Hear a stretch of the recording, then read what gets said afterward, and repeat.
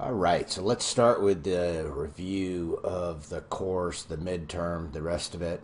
First off, it's all on Blackboard. No confusion. There's, no intermediary proctor or any of that kind of stuff. It just ends up being too difficult, and Blackboard itself actually presents enough sort of technological problems. There'll probably be a student or two where the thing will crash on them. What happens is if you're take too long, obviously if after 90 minutes the test shuts down. But if people try to do it open book, a lot of times they'll whatever bad things happen and the program ends up crashing on them for one reason or another. So anyway, 90 minutes. We'll go through a series of the questions, 72 questions. So if you try to do it open book, yeah, that's not a winning strategy.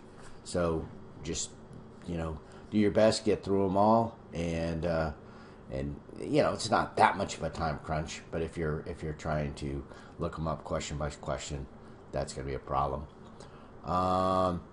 So we'll just jump right in. They're not necessarily randomized, but what I'll do is I'll kind of review a little bit of the concept. And again, the questions were selected, formulated, whatever, based upon relevancy to the course material and relevancy to what you kind of need to get out of the course in order to understand the content, but also be kind of set up to be able to manage your financial aspects of your life. So when we're talking about insurance, there's different terms that are used, but one of the key terms, and hopefully, whatever, all things about insurance are a bit grim, especially when we're talking life insurance. But the person who is going to get the proceeds, the person who's designated, if you're going to set up a life insurance policy, typically, in almost all cases, you need to set up the person who's going to be in all cases, you need to set up the person who's going to be the beneficiary, the person who's going to get the money upon your passing. So the reason why I'm not stumbling, but you could actually designate a charity or something like that. So it wouldn't necessarily need to be a person, but typically it will be. But anyway, they're going to need that information, and that information's kind of need to be updated if you want to change it, and also to maybe let that person know so they're whatever. I'm not saying the insurance companies are fraudulent, but yeah, if it would be helpful to be pulling that money rather than waiting for them to push it to you. It might take them a little bit longer if nobody's coming after it. We talked about bonds, stocks, and bonds. Again, a stock represents an ownership, an equity position, and a bond represents a loan. Now, these things are related. Companies have an option of either issuing stock or, basically putting out a loan, which is a bond. And sometimes they have a feature that allows those things to be changed, those structures for forming capital. Anyway, that going back and forth is, well, you'd say that's convertible, and exactly that's the term they use. It's a convertible bond. You can convert it from one to the other. Obviously, it depends on the what's written in the fine print, but if you see a convertible bond, that's typically what they're talking about. Call feature, not a good thing for you. Okay, you're a bond owner. You're hoping that interest rates drop because you've got a bond that interest rate is set. So, if interest rates drop, all of a sudden your bond becomes more valuable because the current market rate is lower, and therefore your bond becomes a little bit more valuable. But the corporation may put in a feature called a call feature, meaning, again, kind of self-descriptive. They can call that bond back. They can basically say the deal is off, and we're going to go ahead and take that bond back. We're going to give you your cash back, but we're not going to be making those bond payments anymore. We're not going to be paying interest on that bond. We're just going to basically call the deal off, basically. How many times can I say that? Quite a few. Huh? Anyway, a document. Let's see. Modifying coverage. Okay, so now we're talking about property insurance, and again, people think they're getting one over on the insurance company sometimes when they have one particular category, and they're saying, "Oh, I've got a ton of photography equipment, but it's all insured." You might want to double check on that. If you just have a standard property insurance policy, it may not have the limits in a particular category that you're looking for. So you got 20 grand worth of photography equipment, and it all gets stolen, burned, whatever, bad things happen, and you go to file that claim, and that's when you finally get serious about reading the policy, and you realize, oops, there was a $1,500, a $2,000 limitation, whatever it is for that particular category. I'm not saying that always exists, but it probably exists, and if you have something like that, doesn't mean it's uninsurable. Just means that you're going to need to get some sort of addendum, a rider, whatever you want to call it, to the contract. In this case, we're calling it a rider. But anyway, you're looking for a extra, added verbiage, perhaps even a separate policy to cover those items that represents a modification to the original contract.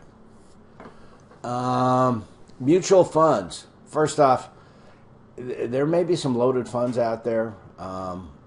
You may not always get the straight poop. The same person trying to sell you the fund may tell you, "Oh, most funds are loaded." No, they're not your friend. They're getting a commission, and on mutual funds, they're a standardized product, fairly simple. And to tell you the truth, the best ones are no load, because again, people are, you're this is a personal finance item. You're doing this to get ahead. Part of the way you get ahead is by getting all of your money to work for you. If you pay a commission up front, you've already messed that one up, because of the time value of money. That commission comes out day one, and that's the money that would have grown into be the largest amount of money. Here we got a mutual fund, higher than average growth. Okay, so right there in the question was the answer, growth, right? Rapidly growing corporations with higher than average growth. Twice it's in there. So, the other options would be balanced. Well, now that sounds like a sort of a compromise. Maybe not a bad fund, but certainly not focused exclusively on growth. Industry, not really a thing. Most bonds are all in industry. So, it's one of those things. It's a multiple choice test, so you look at some of the bad answers, and it'll get you back to where you need to be. Here's another one that says an income. Income, and when they say income in a fund, what they're talking about is dividends. Dividends come from companies that are more mature, that are not using the profits for growth so much anymore, and they're paying them back to the shareholders. So almost the opposite of a growth fund. Again, it has its place. Some people love them, especially those that are older, that are trying to derive a steady income. They want a dividend fund. Here's a mutual fund that is in the same industry. So it's a mutual fund that's focused on a particular industry. So that would be a sector, right? Now, again, sectors are generally what they call industry. There can be also, maybe they call them geographic. Keep in mind, it's all marketing. If they want for you to hear, emerging markets, something, that means it's probably a fund that, invests in small countries, and then it'll say something like Pacific Rim, or maybe it'll say Orient. It'll say all different names for the same area, basically, based upon what you want to hear. There's that basically word again. Anyway, what is a mutual fund? So we're kind of going backwards here in terms of concepts. The mutual fund, the overall concept is a strategy. It's an investment vehicle that they get the money from a whole bunch of different investors, and they put them in a variety of securities. So again, the key to mutual funds is, well, simplicity. Also the having that professional fund manager. Now again, sometimes they use the term professional expert loosely, but anyway, this person you have to do your due diligence and look at his track record, her track record, see some Morningstar, the rating agency performance. But anyway, then they invest in a variety of securities. So if you had a mutual fund that's like the Nvidia fund, no, that's stupid. That would not make a bit of sense because you would all be in one stock. Now, there might be a mutual fund, I guarantee there is one that says, the Magnificent Seven, which would be in, those Magnificent Seven companies. The names of those companies are not important for you for test purposes, but for financially, Nvidia, Facebook, Google, Microsoft, whatever, those ones. Would that be a good mutual fund, wisdom-wise, strategy-wise, to be invested in? It's pretty focused in just one area. But, man, giddy up. When times are good, you'd be making some money. But, yeah, you wouldn't have that diversification because you would be very tech-heavy. And, anyway, not a good place to have all of your money, but maybe a big chunk. Anyway. Here we go back to an insurance thing. So let's say you've got this child that's basically out of control, breaking things. So, the neighbors take off.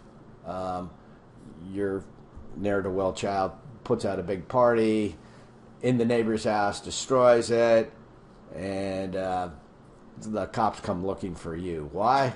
Vicarious liability. That child was a minor. You were supposed to be trying to control that child. Yeah, good luck. But anyway, that concept. So there's different types of liabilities. Negligence, yeah, they might find you negligent as well. That little Johnny's running amok and you paid zero attention. And then there's a couple other terms that are throwaway items: strict liability, umbrella cover. Umbrella coverage just means what it sounds like, something that covers all types of perils: hail, rain, fire, pestilence, terrorism, whatever. All kinds of covers, but not applicable for this one. Self-insurance, that's a different concept. So vicarious liability is the one we're looking for here for the responsible for the actions of a child in that sort of case. Here we're trying to buy a stock thing. We know the price is variable. We want to put in an order for some stock, but we don't want to buy it at market. We don't just want to buy it, at the going price. We want to buy it when it gets to a certain price, and that way you do that, the term you're using there is a limit. It's trading for 65, but I'm going to try and buy it a little bit cheaper. So if it gets down to 64 today, I'm going to put a limit order to buy at 64, and bang, that's how it works. Stocks that sell for less than a penny or less than $1, those are called penny stocks, right? So it's not just a cheaper stock. It's a by order of magnitude a lot sketchier kind of stuff, because number one, any stock that's trading for that low amount, if a company's going to list stock, they pick the price initially, in their IPO, in their initial public offering, and they don't set it at a penny. It got to a penny somehow, or it's some sort of gimmick where they're trying to raise money for some concept or something. But anyway, it found its way down in the penny stock, which is indicative of a stock that is very speculative. And then also a lot of rules don't apply because it's probably not listed with the Securities Exchange. Probably doesn't conform to all the regulations, all the different requirements of the SEC. So anyway, again, not something you normally want to be involved in a prudent financial life. But if you're going to Vegas, you're going to blow a bunch of money, well, I guess you have slightly better odds by investing in penny stocks, but only slightly. Sometimes we end up with, we definitely have situations in every state where there's people that are just not good drivers and they've had a lot of issues, maybe DUIs or maybe just reckless driving, whatever. But they're not so bad as to where they've taken away their insurance. I mean, taking away their driver's license. So they can still drive, and there's still a legal requirement for them to have insurance. So what the states have done is they set up a thing called an assigned risk pool. And so I think up here it's called SR26. But anyway, it just means that if an insurance company, an auto insurance company, wants to do business, say in the state of Alaska, they have to take a bit, a few of these kind of bottom feeder drivers to, they have to insure them. Now, they don't have to insure them at a reasonable price. They can make it a bit painful for them. But anyway, if you ever see assigned risk pool or those type of filings, or hopefully you aren't one of those drivers, but that's how that concept works. A will. What is a will? People use the term, more broadly than it should be used. All it refers to is that legal documentation or legal declaration. It's done within the state, and it just disposition of property after death. So, but since it's a state document, it needs to comply with the state requirements, and it needs to involve a lawyer at some point. Perhaps maybe a paralegal acting at the discretion of a lawyer, but it needs to be signed, witnessed, all that stuff. And you do want to have that happen. If you don't have that, that's intestate, not a good thing. It means dying without a will, and it's going to cause problems with your estate. Here's a simple math problem. You won't really need a calculator for this, lady buying 100 shares, so nice round numbers. I think you can probably figure this out, but you'll do a little calculation. Nothing bad. Keep in mind, if there was a commission paid, that commission's going to come out of the profit. If there was a dividend paid, then you'd have to figure in the dividend to the plus side, and it all goes into the capital gain. Again, if you keep it over a year, long term, under a year, short term. So, lots of things to think about. Here's a guy investing in high-risk stocks, hope of earning relatively large profit in short amount of time. Yeah, we're into speculation, right? It's kind of the tortoise and the hare here. And the slow, steady, or maybe a blend over your whole financial, future. But if you're putting 10% away and part of your methodical kind of savings plan, yeah, that's probably not the money for speculation. Speculation should be perhaps that extra money that you have at the end of the month because, you lived within your budget, you've already got your normal investing taken care of, and maybe you have a little bit of money to speculate with, but it shouldn't be your primary focus. As we know, when you file an insurance claim, you file a claim, the damage is, say, $2,000, but you had a deductible, meaning that if there's $1,500 for the damage, they're only going to cut you a check for $1,000. The other $500 is on you. Here's a thing talking about gold prices. So gold is supposed to be kind of a safe haven, not so volatile, with less pressure from, it's tough to print gold. They can mine more gold, so it's a little bit inflationary in that way, but it's looked at, being a whatever. Watch any news channel and those endless, mindless commercials. They'll tell you about how it's a safe store. Anyway, there's good things, bad things with gold, but gold is supposed to spike when things get tense. If we're looking like we're going into a war, gold will spike based upon uncertainty. Conversely, if things are easing of international tensions or disinflation, gold should settle down but decline in price. So anyway, they say it's more of a barometer. It's kind of confusing because sometimes gold, because of some of the industrial uses, it's a excellent conductor of electricity, I think it's a perfect conductor, actually. But anyway, different things about gold that lead to some industrial uses that standard supply and demand kind of influence things. So if there is a recession, sometimes gold will settle down too because there's less demand for it. But anyway,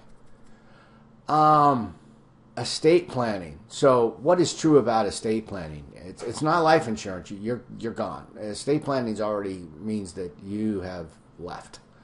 But it is, ways. There's the planning part of it means that you're taking care of this when you're alive. So, dealing with what happens after your death.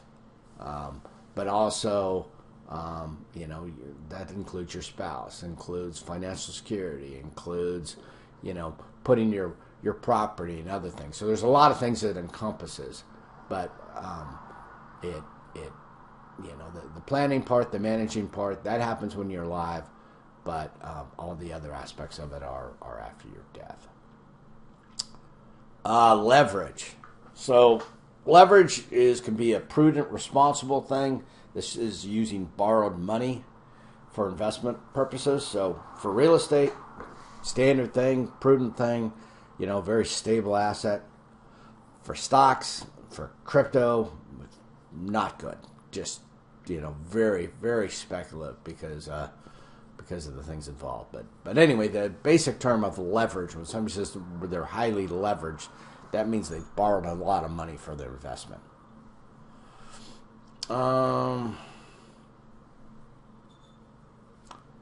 Retirement. What statements are true? The gist of it is people put it off. Oh, I'll do that later.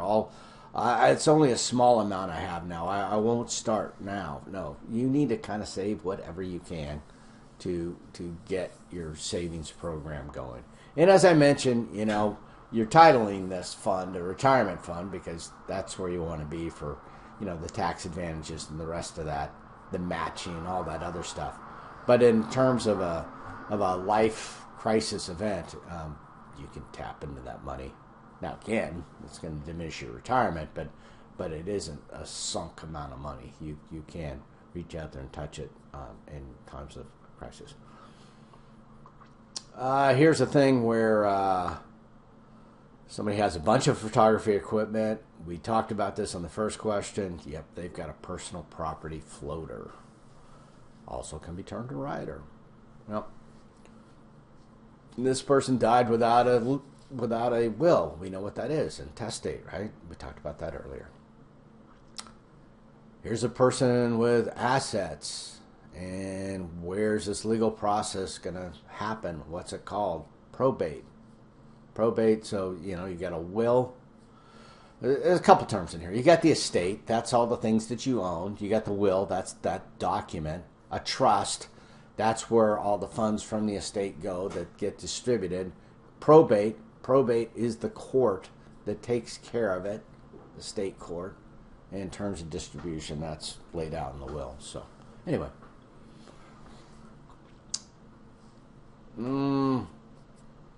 Lady who's planning to retire and, she's got a target date of 2050 and wants to have the account sort of managed. Very aggressive when they're young, perhaps less aggressive middle age.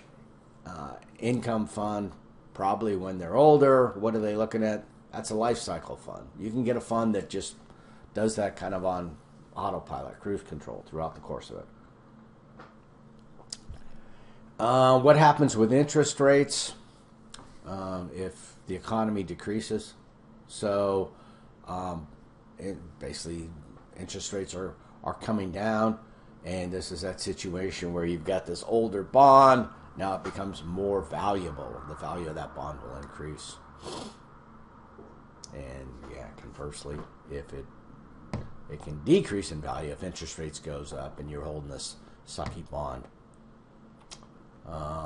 If you die intestate, if you die without a will, yep, your state laws of descent and distribution become your will. Yeah, there's a default thing in there, but it just takes courts, lawyers, time, and all these people, They want to cut. It's not going to be done on a timely basis. It's not going to be done necessarily in accordance with your wishes. It's going to be done in accordance with state law because you kind of flaked out. You didn't get it done. Illiquidity, that means that you can't turn the money into cash very quickly. So we know what liquid means. Liquid means turning it into cash. Why do you have life insurance? So to take, the financial needs created by the loss of the breadwinner.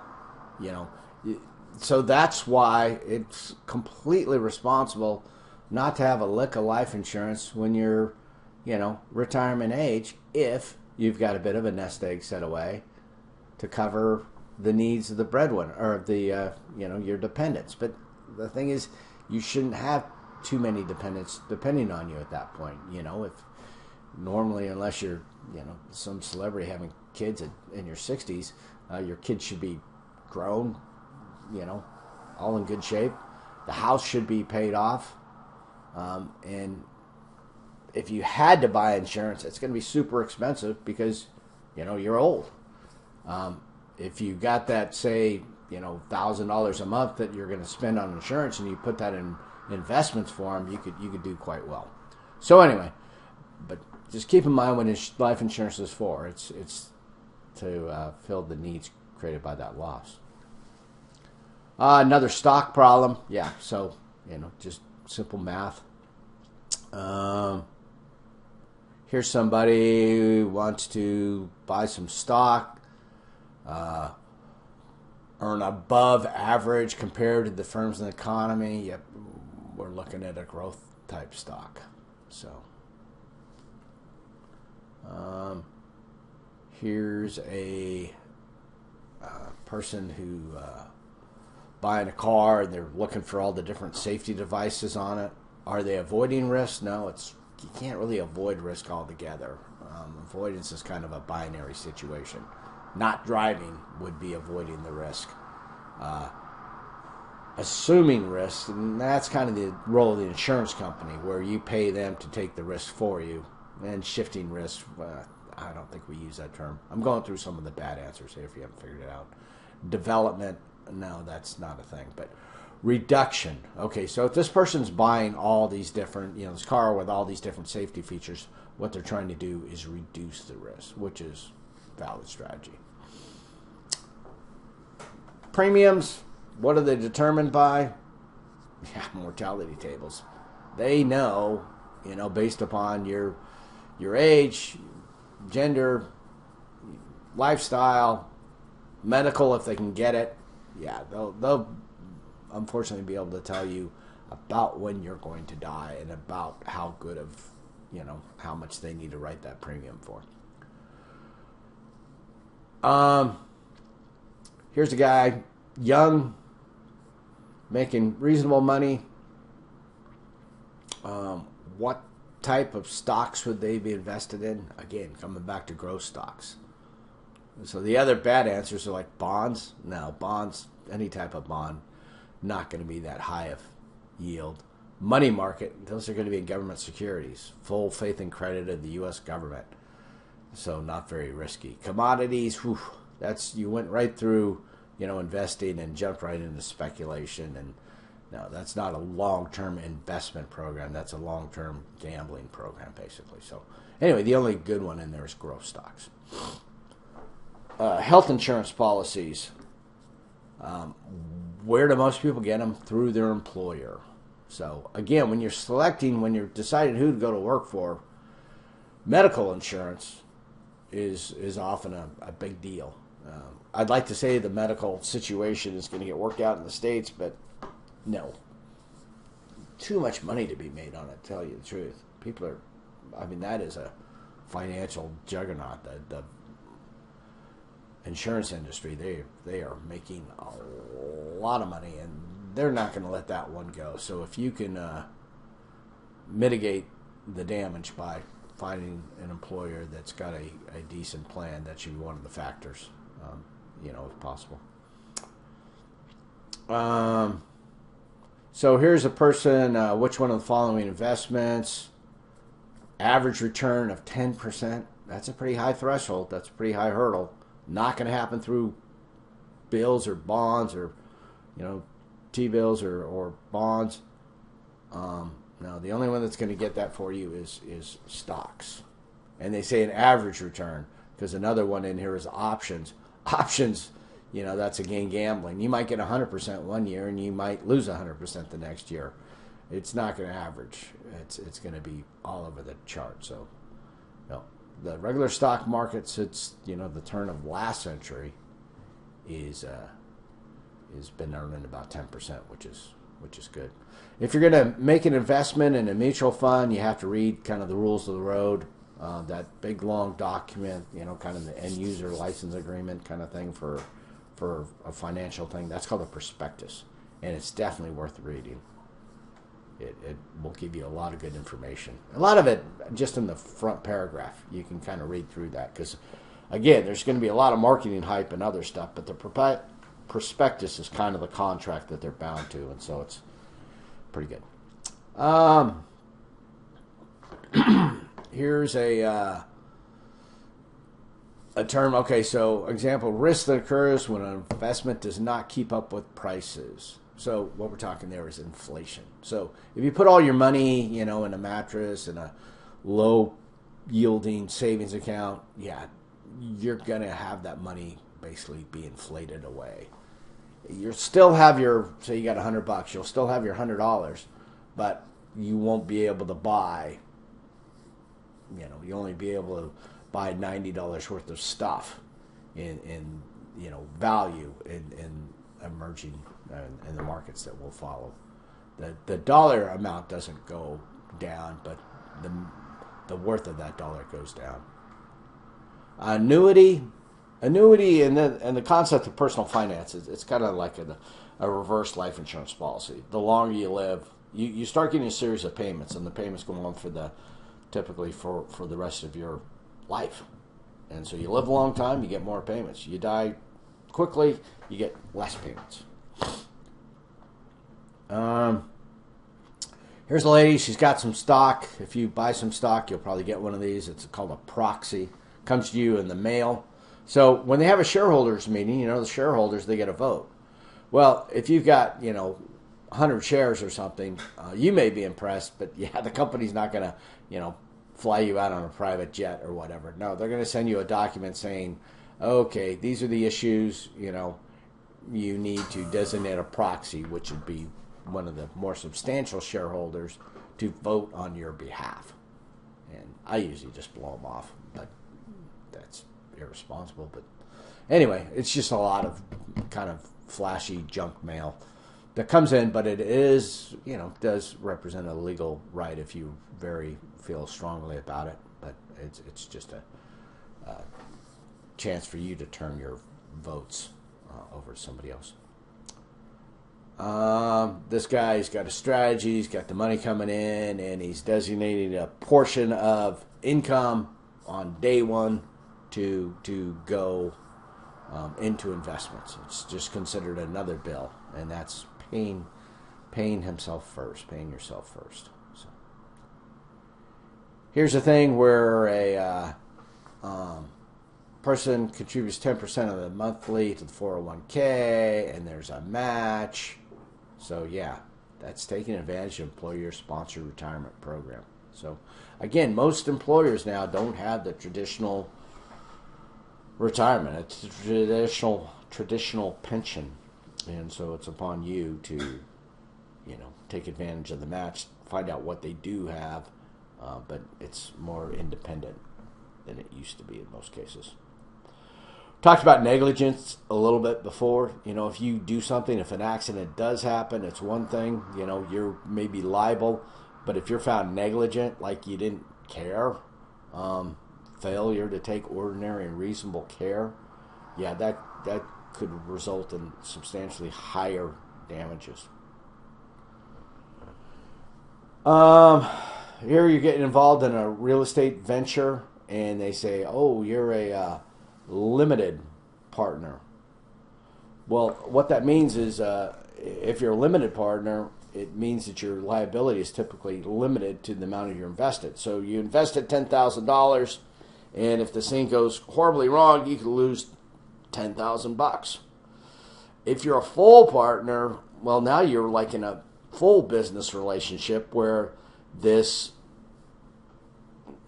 business goes out of business and still has existing debts. It not only lost all of its investment money, but now it's hugely in debt to a bunch of people.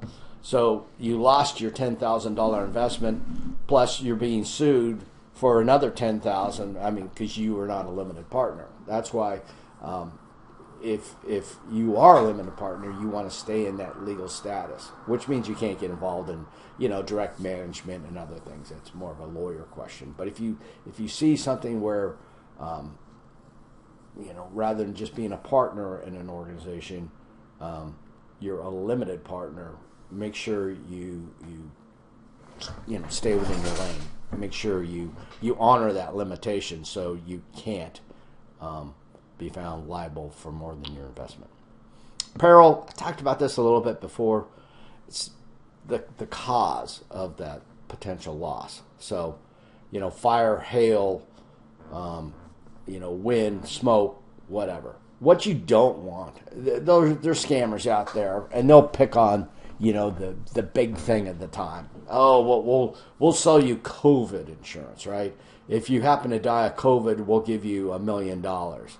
Well, that's not a great policy, not a good deal. What you want are all perils. We don't care how you died, you died. If you have one of those COVID policies, let's say, I don't even know if they exist, but you've got COVID, you're weak, you're dying in the hospital, and you end up, with fluid in your lungs, and so the cause of death is listed as pneumonia. COVID caused it, but now you're squabbling, and you're probably not going to get money, and all because you had a stupid, single peril kind of thing.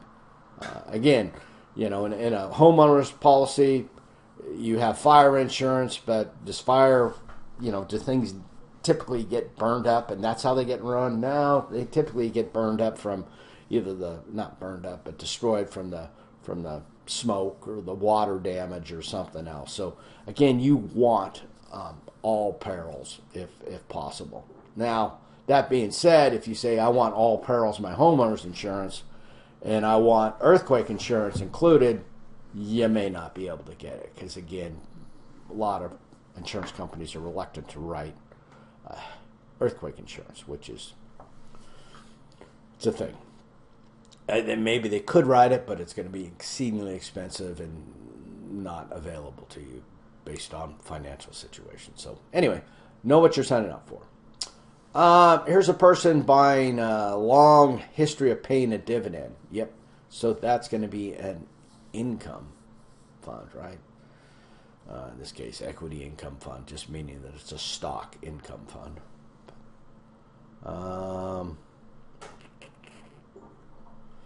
We talked about what liability is. That's you being responsible for the actions for your actions. Renter's insurance, yep, it only covers your personal property. It's it's the landlord's house, it's whatever, but you need your personal property insured.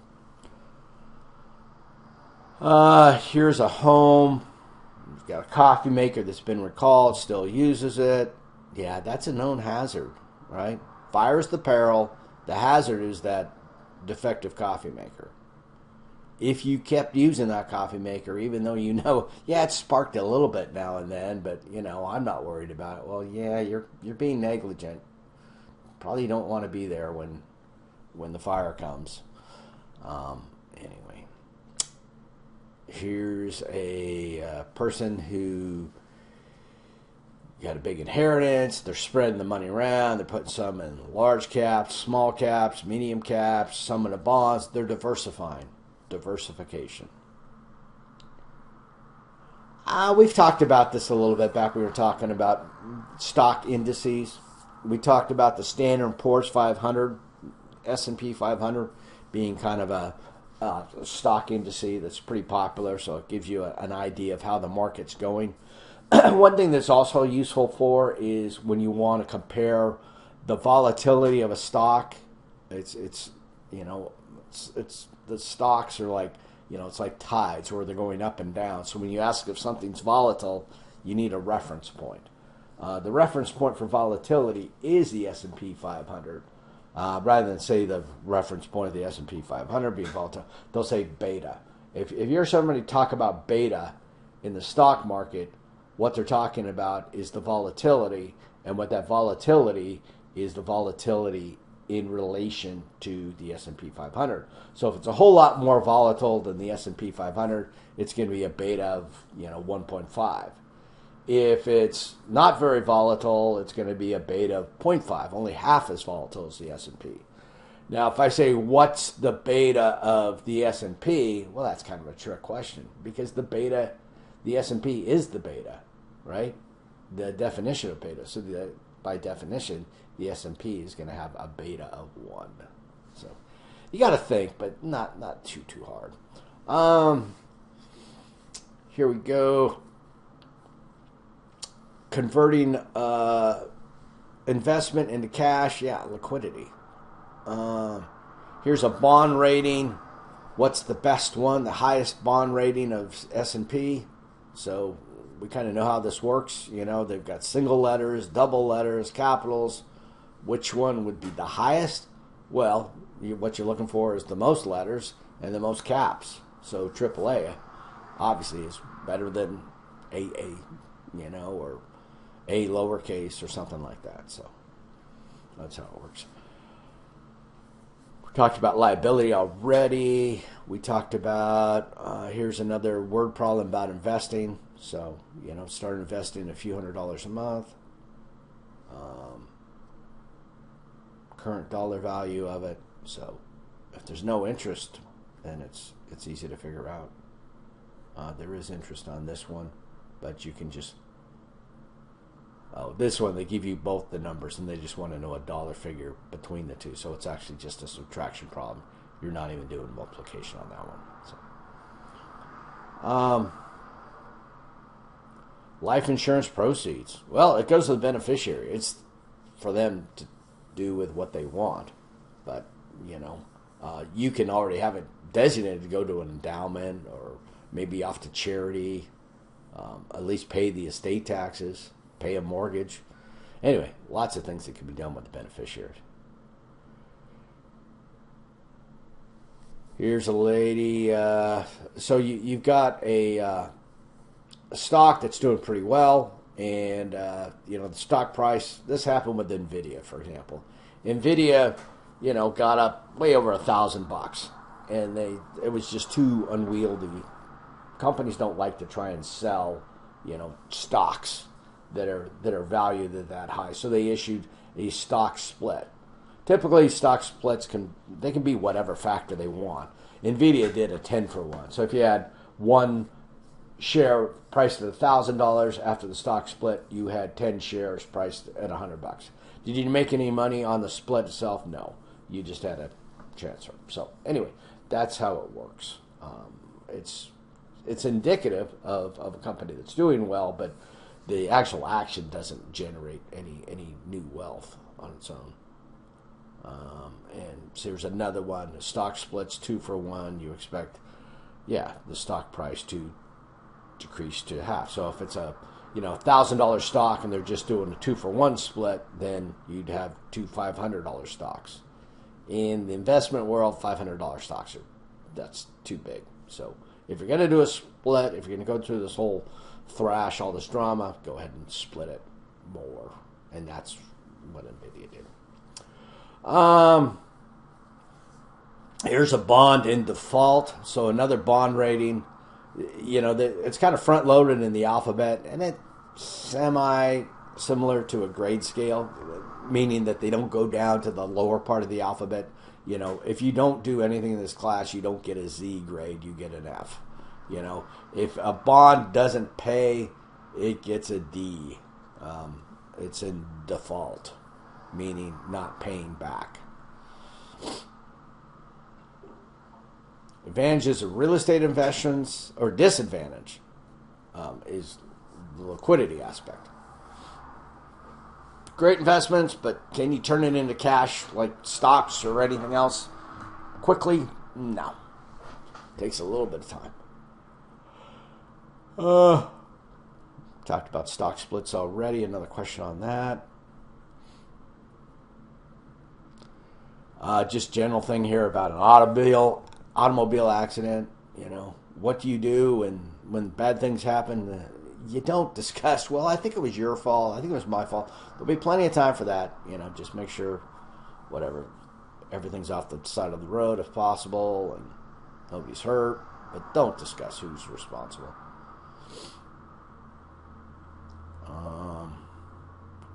True about mutual funds. Yes. Huge. Mammoth. Everybody's in it. Nearly half of the U.S. households. Tons and tons of funds. More funds than individual companies. Just huge. Here's another one. Greatest growth potential. So they give you a list of assets. Bank account. No. Very little interest paid. Corporate bonds. Nah, it's a bond. It's a loan. It's not going to be that whatever. Government bond. Even worse. Very secure. Very safe. But that safety, you know, interest, the risk and return are directly correlated in something like that. Zero risk, nearly zero return. T-bill is a government bond. So the only one in here is a common stock, which, again, don't be fooled. Common stock, preferred stock, that has to do with dividends. These common stock sounds like, you know, some pejorative. Oh, it's just common stock. No. Most stocks are common stocks. Not a problem. Least liquidity. Again, right back there to real estate, our friend. Here's which one's a true statement? During inflationary times, a risk that financial return may not keep pace with the rate of inflation.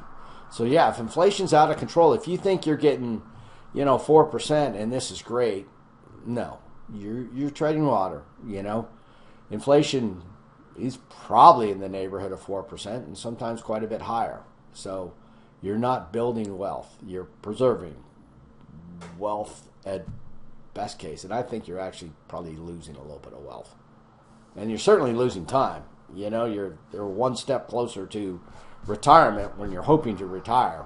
You're not hoping to just spend your savings. You're hoping to have savings plus the additional wealth that's been created by your wise investing. Term insurance, yep, only for a specific period of time, but quite reasonable. There's no cash value. You don't have some agent. You don't have. Nope. You just have a straightforward contract. If you die within this period, we will pay you this much. Easy. And again, it kind of satisfies the need of what you're typically looking for insurance for. A false statement in here. Let me see. A guy who purchased mutual funds guaranteed a higher rate of return than if were to purchase comparable stocks. No, there's no guarantees. That's the big operative word that disqualifies the statements. But yeah, sometimes mutual funds can outperform stocks, but the reason you're mutual funds is for diversification, not necessarily a higher yield. You know, if you're lucky enough to pick on the fastest horse, but let's say it's a horse race and you're looking at a mutual fund, your mutual fund designates that you win if one of the horses from the top 50% of the pack wins. A stock means you're picking the actual winning horse.